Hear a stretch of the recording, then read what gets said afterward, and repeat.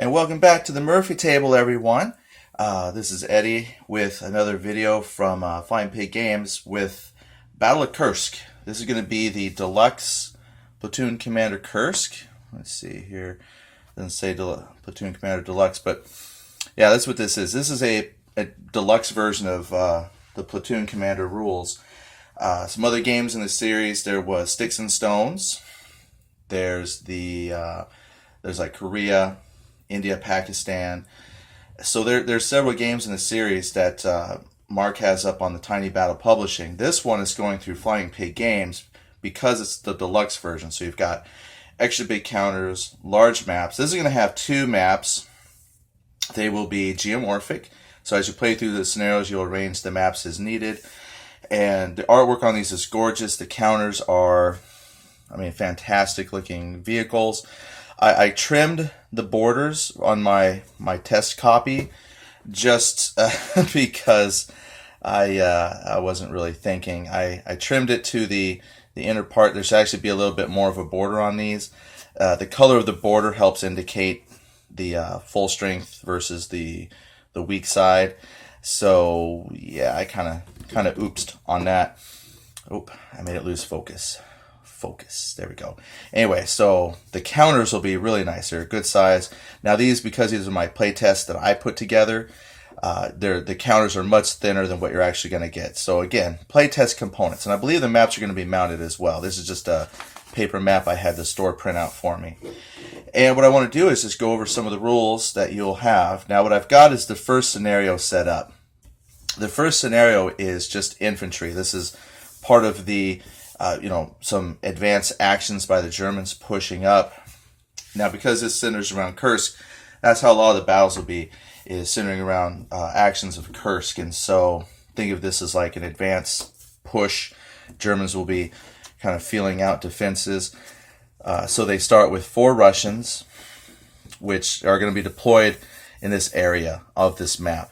This is the first map of the board. And the special scenario rules, and this is something cool about the deluxe rules as well, which affects all the rules, is every scenario is going to have some special rules that will modify how the game plays. So with this set of rules here, let me move some light up. Hope that doesn't distort the picture too much. So what's going to happen is, in this particular module, the Russians have a morale of 2, and the Germans have a morale of 4. And we'll explain what the morale is for. But that's important for this scenario with the scenario rules, because when the Russians for this particular scenario are in these starting hexes, they have a morale of 3. And we'll show what morale is used for. Then the attacking German forces got 4 basically APCs, and each APC carries 1 unit. So they'll all be stacked up, and they'll deploy south off the board where you can't see. But what we'll do is probably start all the deployments up closer, just so we can maybe get into some combat. And then for stacking limits, you can put 2 units per hex. It just says 2 units. So I, for example, could put 2 of my loaded infantry units into a hex. That's, technically would be 4 counters, but since the infantry are loaded, that would be a valid stack. That's a valid stack. So I can move my APCs up. So I move my troops up rather quickly. And then I can stack the infantry together if I wanted. And then, of course, they're going to move together. But that's their 2. Or spread them out. You might say, well, what's your advantages? Well, when we talk about some rules, you'll see the advantages to stacking versus maybe not stacking. I put them off. There you go. Down there. For the moment. Like I said, we'll probably deploy up a little bit. Because I want to get to some shooting. You probably don't want 1 or 2 turns of just maneuvering troops. So we'll put I'm going to put some APCs up here. What we're going to say is that they have come along the road already for a turn or 2 and are now up here, getting ready to advance in. Now, because the Russians are defending, I didn't have them move. They're going to stay. They're staying. They're defending, so they're going to stay. What you can't see, well, maybe you can't. Yeah, you can kind of see. You can see this dotted white line. That is outlining terrain elevation. So there's two terrains. The darker is the highest. So we're going to be assaulting up this hill. So that gives them some advantage to defending if they were maybe on the edge of the hills shooting down. But I'm going to make the Germans come up here and fight at the top of the hill. And so we've got these guys moving up.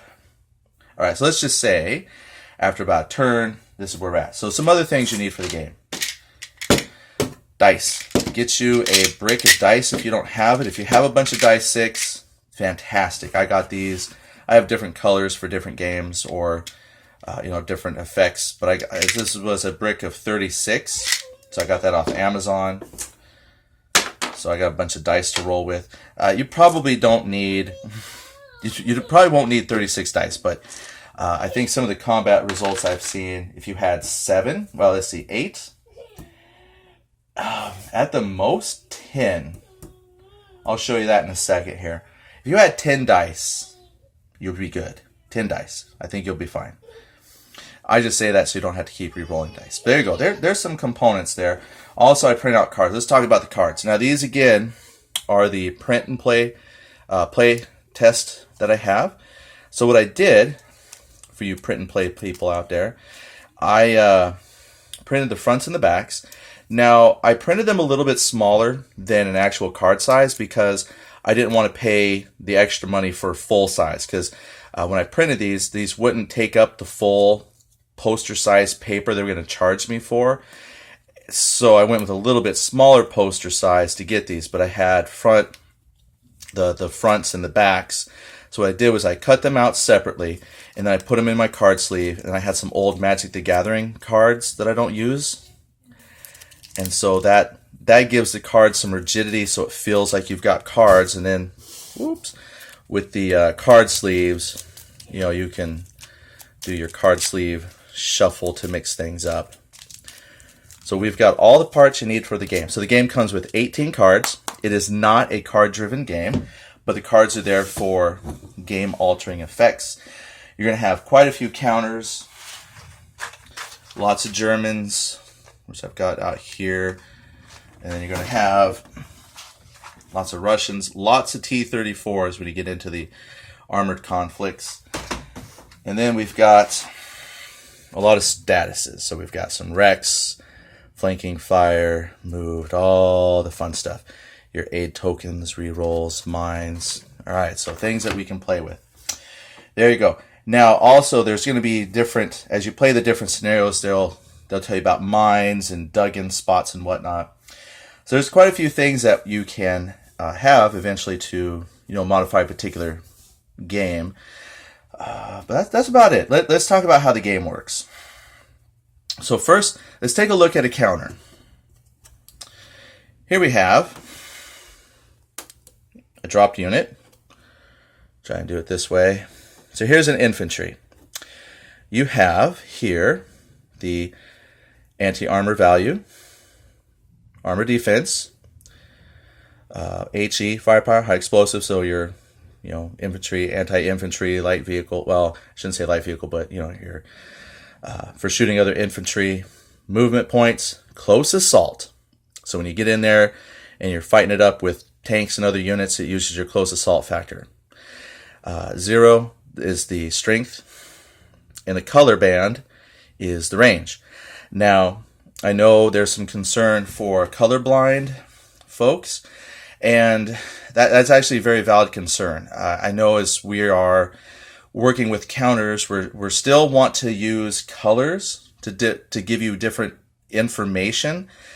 And I've just been trying to think of ways that if you're colorblind and can't see the colors, what we can do for that.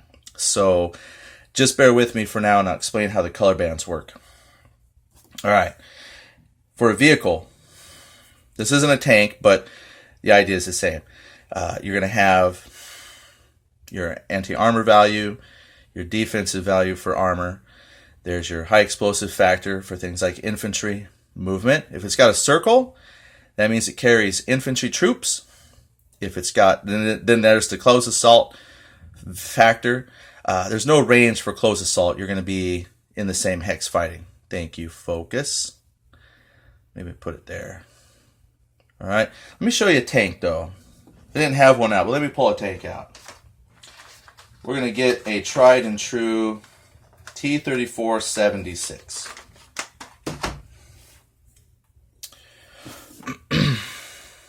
There we go. So there's its anti-armor value, armor defense value, then its high explosive factor, movement, close assault.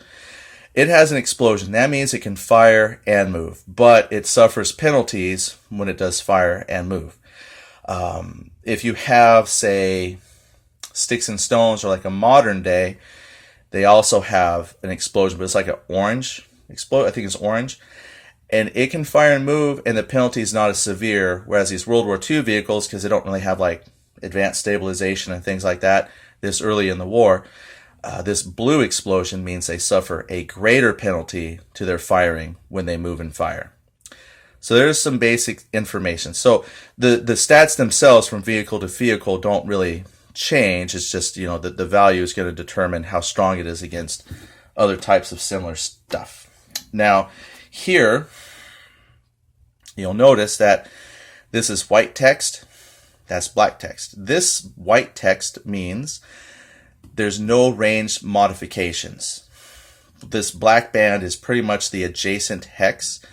So the machine guns, same with infantry, they also have a 0. That just means they shoot adjacent. So normally, on most range bands, when you shoot adjacent, you get a bonus to shooting stuff. But since their only range is adjacent, there are no range modifiers. That's what the white number means versus the black number. Black number means there's range modifiers. So they can shoot at infantry and have their range modifiers, but if they shoot at vehicles, such as with like hand grenades, Molotov cocktails, things like that, there's no penalty or bonus for shooting at adjacent. Now, that's important because some people say, well, you know, what's this value then? Well, the close assault factor is when something is in your, well, you can't move into an enemy hex for close assault. When we talk about the rules, basically if you're adjacent, when it gets to the close assault, then they fight. And that's that value. This means if I'm shooting at a vehicle, I can only shoot at stuff adjacent to me. That's what the black band with the white text means. Adjacent, no range modifiers. All right, so that's the basics there. We also have some focus rerolls and aid. This is also important for the Platoon Commander series because this allows you to put focus on an area or aid. Focus is going to affect combat rolls. So for example, if these units are involved in combat and I stick focus with them, this one die means I can modify or re-roll 1 die. The 2 means I could re-roll up to 2 dice. So if I'm rolling combat results and they're really bad, let's say I had 2 6s, I could spend my 2 reroll points and reroll. So what does that represent? Well, focus represents where leadership is placing extra emphasis on the battle, such as sending extra supplies, more leadership, more inspired leaders, however you want to narratively put that into the game. It is an abstract representation of focus efforts by high command to make this a focus part of the battle. That's why it's called focus. Aid, very similar, except it's going to help with morale. So basically, if we are some disrupted units and we're making our rolls to see if they become undisrupted, and I have an aid marker here, I could then re-roll up to 2 dice or possibly just 1 dice when making those morale rolls. And again, we'll see how those play out and actually affect combat, how they move and whatnot later. I think that's the basics. I think that covers everything you need to get started in the game. Now, of course, we have not hit Kickstarter yet, but what I'm doing is just basically going to start putting out some little videos like this to explain some basic concepts. I'm going to come back with the gameplay, again, just to represent some combat in a moment. That'll probably be like video part 2. I don't want to make these too long each, but this will give you an idea of how the game looks, how the game plays.